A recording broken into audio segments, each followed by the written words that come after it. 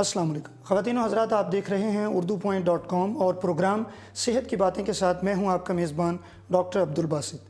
ناظرین، آپ جانتے ہیں کہ ہم اپنے اس پروگرام میں مختلف مسائل، مختلف بیماریوں اور ہیلتھ ایشوز کو ڈسکس کرتے ہیں، اور آج ہم ایک ایسے مسئلے کے ساتھ آپ کی خدمت میں حاضر ہوئے ہیں، ایک ایسی بیماری کے ساتھ جو پاکستان میں اس کا آپریشن، اس کا علاج اتنا کامن نہیں ہے، اور ہمارے لیے یہ قابل فخر بات ہے۔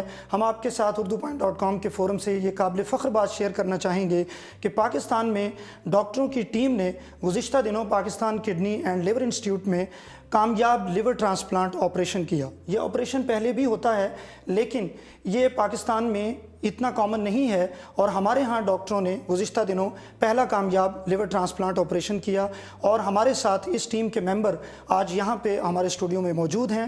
ڈاکٹر احسان الحق، آپ کنسلٹنٹ لیور ٹرانسپلانٹ سرجن ہیں Pakistan kidney and liver institute میں۔ السلام علیکم sir, thank you so much for joining اس۔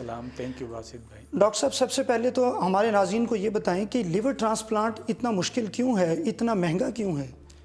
اچھا doctor Basit, liver transplant Pakistan میں اگر آپ دیکھ لیں تو مختلف سینٹرز ہیں جو لیور ٹرانسپلانٹ یہاں پہ ہوتا ہے۔ اس میں جو سب سے امپورٹنٹ پوائنٹ ہے وہ یہ ہے کہ ابھی تک بہت کم لوگ لیور ٹرانسپلانٹ کے ٹریننگ سے گزرتے ہوئے اس فیلڈ میں انٹر ہوئے ہیں، اور پاکستان میں یہ ٹرین لوگ جو ہے وہ بہت کم ہے۔ دوسرا یہ ہے کہ یہ جو ٹریننگ ہوتی ہے لیور ٹرانسپلانٹ کی، یہ کافی مشکل ٹریننگ ہوتی ہے، اس وجہ سے اس فیلڈ میں بہت کم لوگ آتے ہیں، اور ان کی اسپیسیفکلی اگر آپ دیکھ لیں تو ان کی جو ڈیوٹی ٹائمنگز ہوتی ہیں، آپریٹنگ آورز ہوتے ہیں، وہ کافی آڈ ہوتے ہیں، تو اس وجہ سے بہت کم لوگ اس فیلڈ میں آتے ہیں۔ اب ان کے پیشنٹس لیور فیلئر کے بہت زیادہ ہیں پاکستان میں، اور ہمارے پاس جو سینٹرز ہیں وہ بہت کم ہیں، تو میرے خیال میں Pakistan kidney and liver institute جس کا مشن یہ ہے کہ جی ہم یہاں پہ سرجری کریں اور اس کے بعد لیور ٹرانسپلانٹ کریں، اور اس کے بعد آگے جا کے لوگوں کو ٹرین بھی کریں۔ میرے خیال میں تو پاکستان میں جو لیور کی بیماری ہے وہ اتنی زیادہ ہے کہ اگر ہر ایک پروونس میں پاکستان کڈنی لیور انسٹیٹیوٹ کی طرح کے انسٹیٹیوٹ بنے تب بھی وہ کم ہے۔ ڈاکٹر صاحب، آپ یقیناً مبارکباد کے مستحق ہیں۔ آپ ہمارے ناظرین سے کچھ شیئر کریں گے کہ کون سی جگر کی بیماری ایسی ہے جس کے بعد جگر کی پیوند کاری کی اور اس کے تبدیل کرنے کی ضرورت پڑتی ہے؟ اچھا ڈاکٹر باسط، اس میں یہ ہے کہ پاکستان میں اگر آپ دیکھ لیں تو جگر کے لیور فیلئر کے جو مریض ہیں، یا تو وہ ہیپاٹائٹس بی کی وجہ سے ہوتے ہیں یا ہیپاٹائٹس سی کی وجہ سے ہوتے ہیں۔ تو اس میں پاکستان میں جو 2006 and 2007 میں پاکستان ریسرچ کونسل نے ایک اسٹڈی کی تھی، اور according to their study 7.8% of Pakistani population they are infected with hepatitis B and C virus. تو اس میں جو 4.8% Pakistani population they are infected with hepatitis C virus, اور unluckily 60 to 70% of hepatitis B and C patients they don't know that they are infected with this virus. اچھا، انہیں معلوم ہی نہیں ہے کہ انہیں یہ بیماری ہو چکی ہے؟ جی جی جی جی۔ اچھا، یہ کس وجہ سے ہوتا ہے؟ ہیپاٹائٹس سی اور ہیپاٹائٹس بی وائرس جو ہے یہ موسٹلی جو بلڈ کے مائکروسکوپک اماؤنٹ ہوتا ہے، اگر وہ نیڈل شیئرنگ سے یا سرنج شیئرنگ سے، یا آپ کے جو پرسنل ایکوپمنٹس ہوتے ہیں یا پرسنل آپ کے شیونگ انسٹرومنٹس ہوتے ہیں، ان کو اگر آپ شیئر کریں، اگر ایک بندہ آلریڈی اس سے انفیکٹڈ ہے، ٹھیک ہے، اگر وہی نیڈل، وہی سرنج، وہی ایکوپمنٹ آپ دوسرے پیشنٹ پہ، دوسرے بندے پہ یوز کریں جو انفیکٹڈ نہیں ہے، تو یہ ٹرانسمٹ ہوتے ہیں ایک بندے سے دوسرے بندے کو۔ ایک جو مریض ہے اس سے دوسرے مریض؟ جی جی۔ یہ والدین سے بچوں میں آ سکتا ہے؟ ہیپاٹائٹس بی اگر مدر ہے، اگر وہ انفیکٹڈ ہے ود ہیپاٹائٹس بی، تو ان کا جو نیو بارن ہوگا that will be infected with hepatitis B. اچھا، اور اس میں بی اور سی میں سے خطرناک زیادہ کون سا ہے اور کس کا علاج موجود ہے؟ ہیپاٹائٹس بی جو ہے وہ it's more danger than hepatitis C, لیکن اس میں اگر آپ دیکھ لیں ہمارے لوگوں میں ہیپاٹائٹس سی جو ہے it's more common than hepatitis B. تو اس میں یہ ہے کہ ہیپاٹائٹس سی کا ٹریٹمنٹ تو اب بہت زیادہ آسان ہے. اب ود 3 months آپ oral treatment you can get rid of this disease. اور پہلے تو یہ ہوتا تھا کہ آپ اس کے لیے انجیکشن لگواتے تھے اور اس میں جو سکسیس اس کا ریٹ تھا دیٹ واز 50%. اب اگر آپ اورل ٹریٹمنٹ لیتے ہیں دیٹس جسٹ فار 3 months تو ان میں آپ کی جو کمپلیٹ ریکوری ہے دیٹس 90%. یعنی ہیپاٹائٹس سی اس علاج سے 90% ختم ہو جاتا ہے. جی ختم ہو جاتا ہے. اور ہیپاٹائٹس بی کا علاج دستیاب ہے؟ ہیپاٹائٹس بی کا یہ ہے کہ آپ اس کو پریونٹ کر سکتے ہیں. اگر کوئی انفیکٹڈ ہے تو ان کو آپ میڈیسن دیتے ہیں. اگر کوئی انفیکٹڈ ہیپاٹائٹس بی سے نہیں ہے تو اس کو آپ ویکسین لگوا کے اس کو آپ پریونٹ کر سکتے ہیں کہ تاکہ اس کو ہیپاٹائٹس بی نہ ہو. اچھا ڈاکٹر صاحب، جس طرح آپ نے اس کی وجوہات کا ذکر کیا ہے کہ کوئی بلیڈ سے یا نیڈل سے جو انفیکٹڈ پیشنٹ ہے اس سے ہوتا ہے، اگر کسی کو یہ پرک ہوتا ہے یا اسے پتہ چلتا ہے، اسے شک پڑتا ہے کہ اسے یہ نیڈل یا سوئی چبھی ہے، تو اسے سب سے پہلے کیا کرنا چاہیے؟ سب سے پہلے یہ ہے کہ اگر نیڈل یا بلیڈ سے کوئی کٹ لگائے ہاتھ پہ یا بدن کے کسی حصے پہ، تو سب سے پہلے تو یہ ہے کہ اس ایریا پہ آپ پریشر دیں. جتنا آپ اس کو بلیڈ کروا سکتے ہیں آپ بلیڈ کریں. پھر اس کے بعد آپ اس کو through tap water, running water آپ اس کو واش کریں. اور اس کے بعد جو ہیلتھ کیئر پروفیشنل ہے انفیکشس ڈیزیز کو، اگر آپ کوئی انسٹیٹیوٹ میں کام کرتے ہیں ہیلتھ ڈپارٹمنٹ میں، تو آپ ان کو رپورٹ کریں.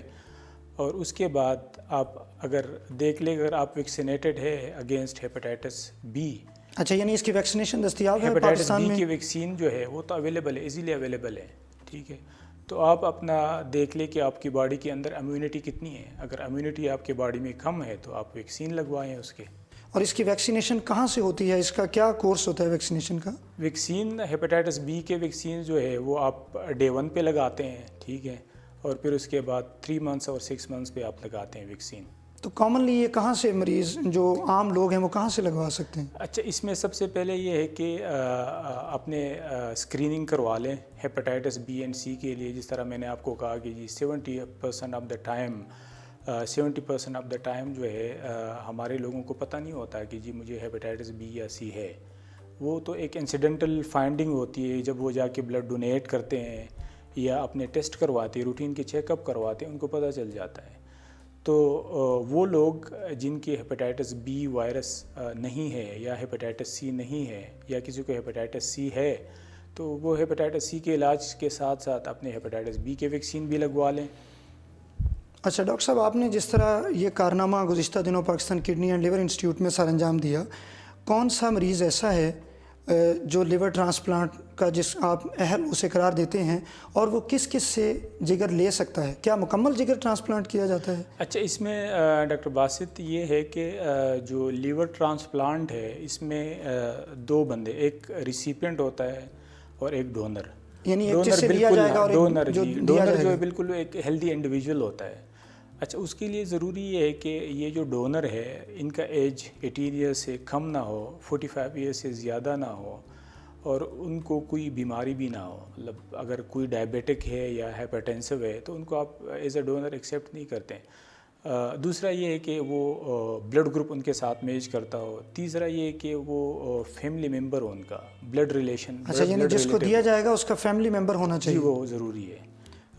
تو اس میں یہ ہے کہ جو ریسیپینٹ ہوتا ہے، جو بیمار ہوتا ہے، ان کا آپ پورا جگر نکالتے ہیں، اور جو ڈونر ہوتا ہے اس کو آپ ڈونر سے آپ 60 to 70% آپ جگر نکال کے ریسیپینٹ کو آپ لگاتے ہیں.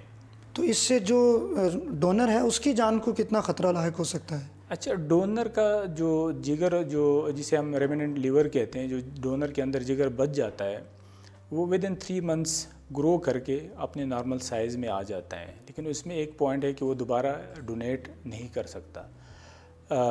تو اس میں یہ ہے کہ جو ڈونر کا آپریشن ہے بائی اینڈ لارج وہ ایک سیف آپریشن ہوتا ہے، لیکن اس میں جو رسک ہوتا ہے وہ ڈیتھ کا، سب سے بڑا رسک جو ہے وہ ڈیتھ کا ہوتا ہے، اور وہ 0.5% ہے. مطلب اگر آپ 200 آپ ڈونر سرجریز کرتے ہیں تو اس میں ایک بندے کا رسک ہوتا ہے کہ اس کی موت واقع ہو سکتی ہے. اور یہ ایک انٹرنیشنلی ایکسیپٹڈ ہے.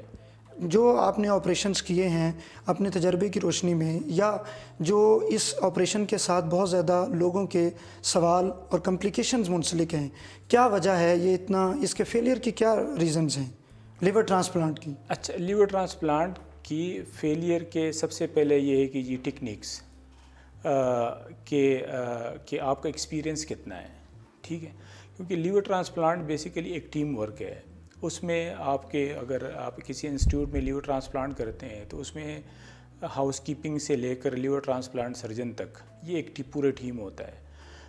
اس میں سرجنز موسٹلی انوالو ہوتے ہیں، ٹھیک ہے، وہ جو سرجری کرتے ہیں. اس کے بعد یہ پیشنٹ جو ہے پھر آپ آئی سی یو میں بھیجتے ہیں، آپ دیکھتے ہیں کہ آپ کے پاس کتنے اچھے انٹینسوسٹ ہیں، اور پھر اس کے بعد آپ پیشنٹ کو وارڈ میں بھیجتے ہیں، آپ دیکھتے ہیں کہ آپ کے پاس وارڈ میں کیئر، پوسٹ ٹرانسپلانٹ کیئر کیسا ہے. تو یہ سارے مل کے ایک ٹیم ورک ہوتا ہے، اور اس میں ہر ایک بندے کو ضروری ہے کہ وہ ایکٹیو ہو اور اس کا انٹرسٹ بھی ہو اس میں. جو شخص لیور ڈونیٹ کرتا ہے اسے بعد میں زندگی میں کوئی احتیاطی تدابیر اپنانی پڑتی ہیں؟ نہیں، اس میں لیے ڈونر کے لیے تو کوئی احتیاطی تدابیر نہیں ہوتے. اس کے مطلب یہ ہے کہ وہ اس کا جو ایوریج اسٹے ہوتا ہے ہاسپٹل میں آفٹر سرجری 7 to 8 days ہوتا ہے ہاسپٹل میں، اور اس کے بعد وہ 1-2 دفعہ فالو اپ کے لیے آتا ہے ود 1 or 2 week ٹائم، اور اس کے بعد پھر دوبارہ فالو اپ کی ان کی ضرورت نہیں ہوتی. وہ اپنے آفٹر 1 month وہ دوبارہ اپنے جو نارمل روٹین ہے وہ پھر جوائن کر سکتا ہے. اور جس نے لیور جو ریسیپینٹ ہے اس کو کتنی احتیاط کرنی پڑتی ہے؟ کوئی میڈیسنز بھی ہوتی ہیں لائف لانگ؟ جی ڈاکٹر باسط، اس میں یہ ہے کہ جو جگر آپ بیمار کو لگاتے ہیں تو ایک فارن باڈی ہوتی ہے، اور اس کو آپ باڈی کو ایکسیپٹ کرنے کے لیے آپ ان کی امیونٹی بالکل کم کرتے ہیں، تو اس کے لیے آپ ان کو لائف لانگ جو ہے وہ میڈیسن دینی ہوتی ہے. اچھا ڈاکٹر صاحب، پاکستان سے بہت زیادہ لوگ لیور ٹرانسپلانٹ کروانے کے لیے باہر کے ملک جاتے ہیں، اور خاص کر انڈیا میں اس کے سینٹرز بہت زیادہ ہیں. آپ کیا امید کرتے ہیں کب تک ہم یہ توقع کریں کہ پاکستان میں یہ آپریشن کامیاب ہوگا اور بہت کامن اور ایزیلی اویلیبل ہوگا؟ اچھا، اس میں ڈاکٹر باسط یہ ہے کہ سٹارٹ میں جہاں تک مجھے پتہ ہے پہلے بہت زیادہ لوگ جاتے تھے انڈیا، چائنا ٹرانسپلانٹ کے لیے. اب ان کی میرے خیال میں اب بہت کم لوگ وہاں پہ جاتے ہیں، اور ہم بھی لوگوں کو بتاتے ہیں کہ آپ آ جائیں ہمارے ہاسپٹل میں، ہمارے انسٹیٹیوٹ میں، اور ہمارے ریزلٹس آپ دیکھیں، اور اس کے بعد پھر آپ ڈیسائیڈ کریں کہ جی میں نے یہاں سے کرانا ہے یا نہیں کرانا. میرے خیال میں نیکسٹ 4-5 years میں لوگ جو ہے میرے خیال میں نہیں جائیں گے باہر ٹرانسپلانٹ کے لیے. اگر یہ سینٹر جو ہے یہ اسٹیبلش ہو جاتے ہیں اور بھی سینٹر بن جاتے ہیں تو مجھے نہیں خیال کہ کوئی پیشنٹ پھر باہر. اور اس کا جو اخراجات ہیں اس میں بھی کمی آئے گی، کیونکہ یہ بہت مہنگا آپریشن ہے. بالکل کمی آئے گی، کمپٹیشن ہوگا تو کمی ضرور آئے گی. بہت شکریہ. خواتین و حضرات، لیور ٹرانسپلانٹ کے موضوع پہ آپ دیکھ رہے تھے پروگرام صحت کی باتیں.